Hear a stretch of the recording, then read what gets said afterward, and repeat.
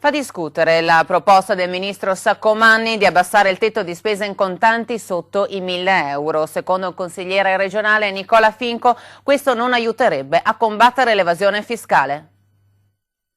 Non si tratta ancora di una proposta ufficiale, ma l'idea di abbassare ad una soglia inferiore ai 1.000 euro il tetto di spesa possibile in contanti fa già discutere anche nel Consiglio regionale del Veneto. Chi sostiene la proposta la vede come un utile mezzo per combattere l'evasione fiscale, ma non tutti sono d'accordo. È l'ennesimo regalo che la politica romana vuole fare alle banche.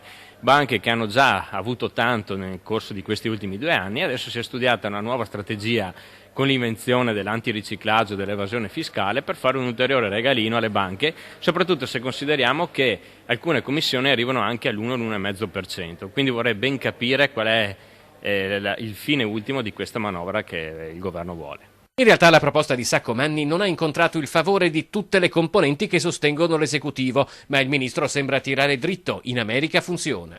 Finché parliamo di piccole somme, quindi che fanno parte del quotidiano, non capisco se con queste semplici manovre il governo vuole far fronte all'evasione fiscale. Il governo sa già chi sono gli evasori, da tanti anni si discute di questo tema e che la vera verità è che il governo vuole colpire sempre le fasce più deboli e tutelare sempre le grosse lobby, in particolare le banche. Ma viventi in azione questa mattina.